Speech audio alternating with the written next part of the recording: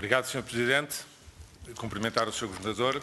Sr. Governador, o Ministério das Finanças acusa-o de uma falta grave na prestação de informação ao Governo, reclamando ter sido surpreendido pela proposta do Banco de Portugal ao Conselho de Governadores no dia 16 de dezembro. Vamos por partes.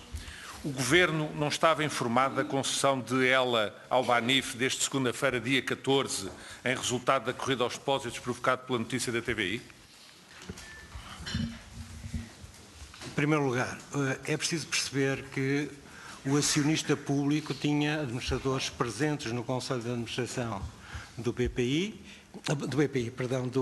Banif, presentes no Conselho de Administração do Banif e, portanto, teria naturalmente informação sobre o que se está a passar.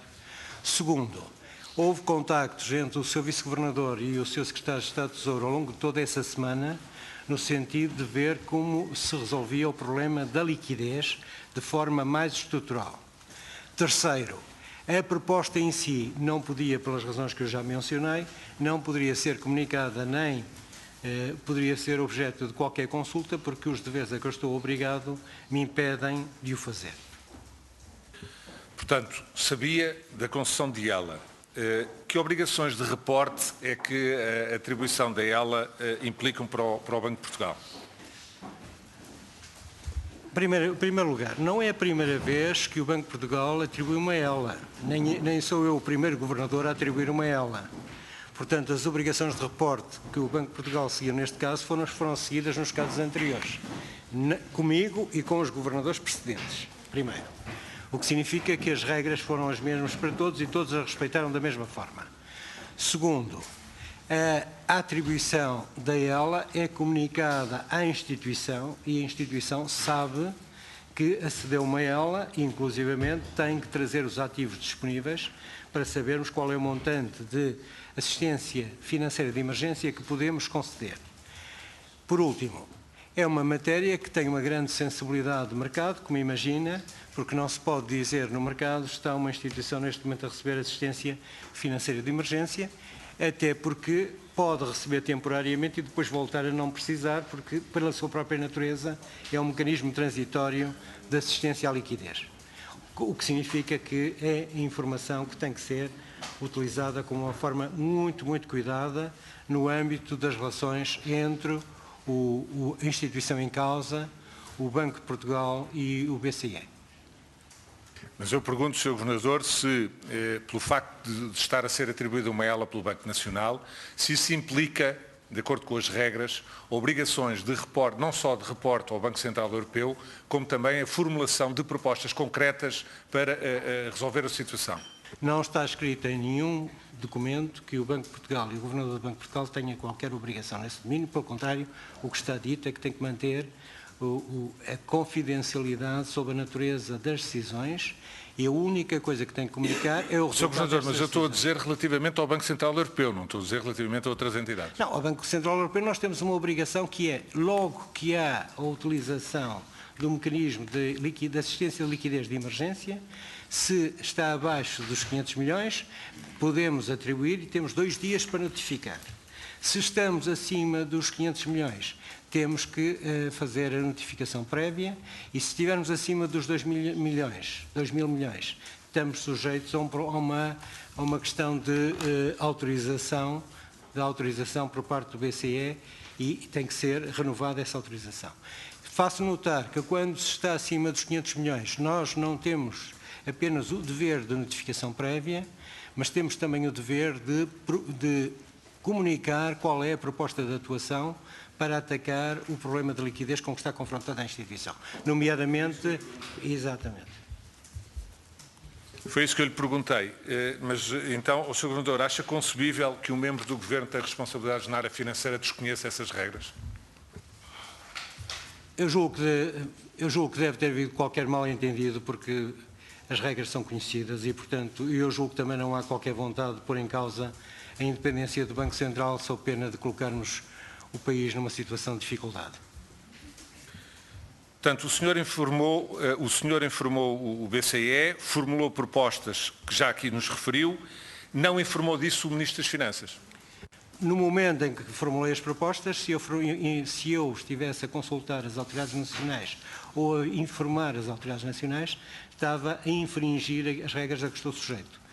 Depois informei do resultado das decisões. O resultado das decisões não é a informação acerca da minha proposta, porque isso não faz parte do que eu posso informar. Eu só informei do resultado da decisão. E só isso é que está compreendido com aquilo que os ingleses designam outcome. Só o outcome é que pode ser comunicado, que foi comunicado à CMVM, foi comunicado ao Ministério das Finanças, e na parte pertinente, e a parte pertinente tinha a ver apenas quanto ao montante máximo de mobilização da cedência de liquidez do Eurosistema, também foi comunicado à instituição, para que ela soubesse que tudo que ia além daquele montante tinha que ser mobilizado através de uma ELA. Alguma vez informou este ou outro governo das propostas que leva ao Conselho de Governadores? O meu princípio de legalidade obriga-me a não informar. Portanto, o tratamento foi exatamente o mesmo e julgo que posso dizer que o banco atuou sempre da mesma forma comigo ou com qualquer outro governador. Bem, estou esclarecido relativamente ao antes. Agora, foi no próprio Conselho que surgiu a questão da suspensão do Estatuto de Contraparte a partir do dia 21, comprimindo a partir daí todos os prazos? Claro que sim, claro que sim. Foi proposta da Comissão Executiva. Não foi o senhor que a propôs? Claro que não. Então quem foi, Sr. Governador? Não posso dizer, digo que é a Comissão Executiva, que é quem tem direito de proposta de decisão no Conselho de Governadores. Mas sabemos que quem presidiu essa reunião foi o Vice-Governador Vítor Constâncio. Ele acompanhou a sua proposta ou acompanhou a proposta de suspensão do Estatuto de Contraparte?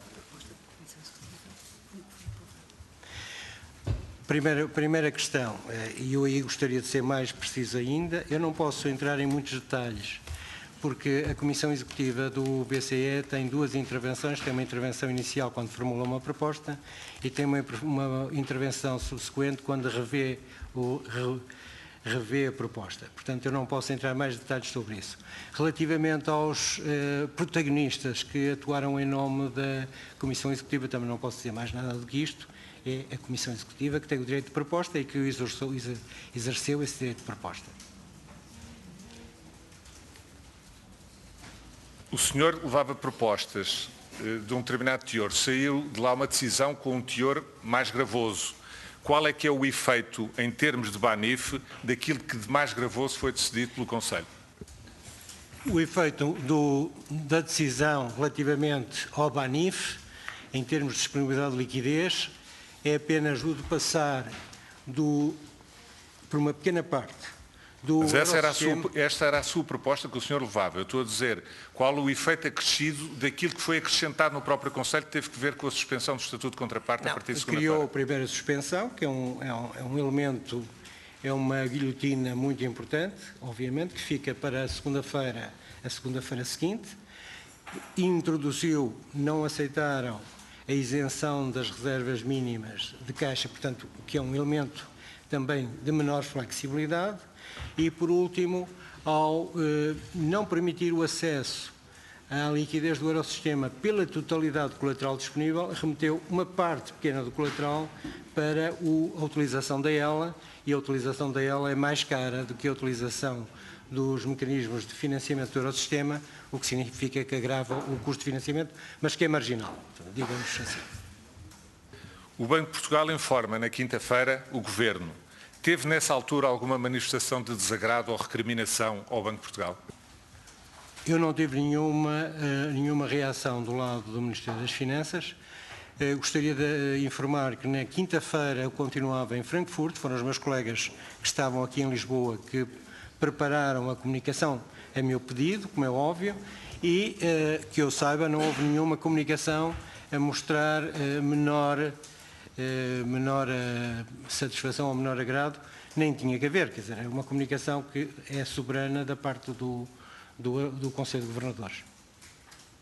Não teve nenhuma recriminação, mas propôs ao Governo alguma alternativa à concessão de liquidez através da ELA para resolver o problema do Banif?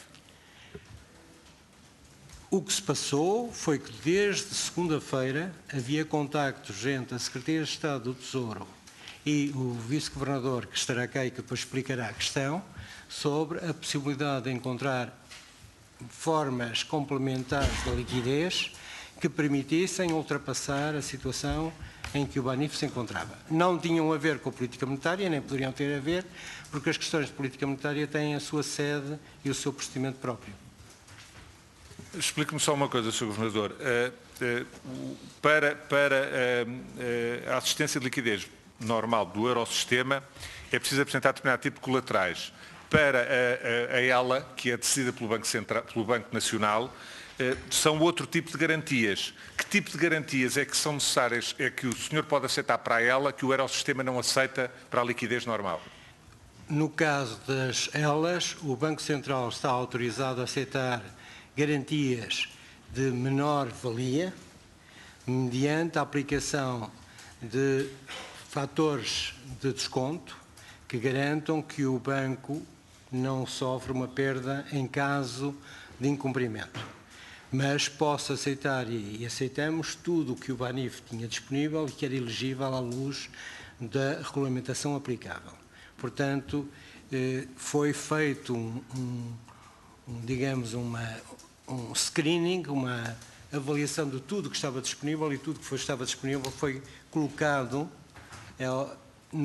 digamos, no total dos ativos elegíveis, e nós sabíamos qual era esse montante e estávamos a trabalhar com esse montante. Sr. Governador, nós tivemos acesso a um e-mail da Presidente da SSM do dia 19 de dezembro, em que é referido um pedido de intercedência junto da Comissão para a entrega do Banif ao Santander. É um pedido feito pelo Ministro das Finanças português e pelo Vítor Constâncio, Vice-Governador do Banco Central Europeu. Alguma vez o Ministro ou o Vice-Governador em causa lhe deram conhecimento dessa diligência ou a concertaram previamente consigo? Comigo não, e eu tive conhecimento através do meu colega que acompanhava a área de supervisão, a posteriori da existência do mail em causa. E também não teve conhecimento de uma reunião que houve na véspera, dia 17 de dezembro, quinta-feira, em Frankfurt, com o Primeiro-Ministro e o Ministro das Finanças, com o Governador, o Dr. Mário Draghi? Não, o Sr. Mário Draghi, 5 minutos antes de receber o Sr. Primeiro-Ministro, teve a delicadeza de me informar que ia receber uma delegação portuguesa. Mas o Governo não? É muito difícil dizer sim ou que se não. Eu julgo que não fui informado, mas não era necessariamente obrigatório que me informassem. Era obrigatório, era de cortesia que o Sr. Mário Draghi, dado que eu faço parte do Eurosistema, me informasse que iria receber o Sr. Primeiro-Ministro, o que ele fez. Eu faço notar que nunca nesse contacto foi mencionado o Banif como motivo de conversa. Bom, parece que há muita falta de informação do Governo para consigo e, eventualmente, o senhor, por razões que aqui explicou, para com o Governo. Mas o Ministro das Finanças português deu-lhe nota de um e-mail que recebe na segunda-feira, no sábado, dia 19 de manhã, da Daniel Nui, em que diz para não se perder tempo com outras soluções e avançar para o Santander.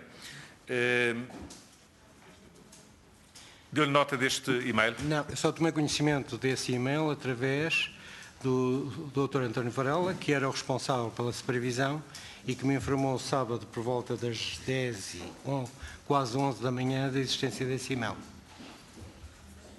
Portanto, também não foi o Ministro que lhe enviou. Então, mas ao conhecer esse e-mail, porque é que o Banco de Portugal, ao avançar com a resolução, além do Santander, convida também o Banco Popular? Por uma razão muito simples, é o princípio da legalidade. O que está previsto é que temos que convidar os bancos que preenchem os requisitos que nos tinham sido estabelecidos, e os requisitos era ter presença em Portugal, ter um balanço 3 vezes superior ao balanço do Banif, ter em termos globais um balanço 5 vezes superior ao balanço do Banif e não estar impedido de participação numa aquisição por força de um processo de ajudas públicas que, entretanto, tivesse sido decidido. As duas únicas instituições que estavam disponíveis para esse efeito eram o Santander e o Popular, E eu convidei o Santander e o Popular. Relativamente ao Popular, posso dizer que quando se tornou claro que foi à meia-noite de sexta-feira que o processo de venda voluntária não se iria concretizar, há, da minha parte, duas iniciativas. Uma primeira, que é pedir para verificar que, de facto, não se vai concretizar. Segunda, enviar um e-mail ao Presidente do Banco Popular, dizer, não explicando o porquê, mas dizendo que seria toda a conveniência que ele mandasse que ele pedisse uma missão para vir a Lisboa falar com o Banco de Portugal, porque precisávamos falar com ele. E isso aconteceu? Estiveram em Lisboa. Não falaram comigo, não era comigo que tinham que falar, mas... No sábado? No sábado, ao início da tarde, certamente. Eles vieram de Madrid expressamente para falar com a nossa equipa. Sr. Governador, confirme só se de facto o Banco de Portugal desconhecia em absoluto qualquer negociação entre o Governo e o Santander para a subscrição de dívida pública portuguesa que vai ocorrer no mês de fevereiro.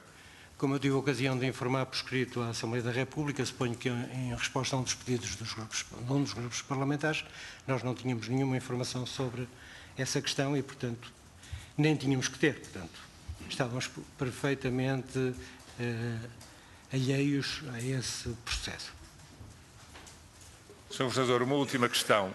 O Santander vai poder adquirir com desconto ativos à oitante que expressamente recusou na definição do perímetro a quando da aquisição da atividade do Banif em resolução?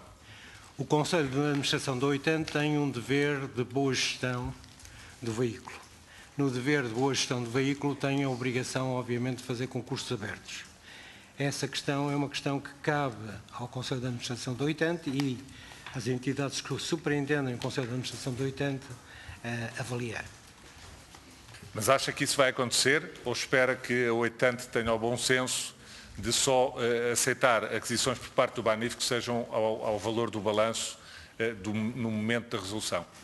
Seria o que eu faria, mas eu não sou a autoridade de tutela, seria o que eu faria. Muito obrigado, Sr. Deputado. Vamos passar agora a palavra ao Partido Socialista. Sr. Deputado João Galamba.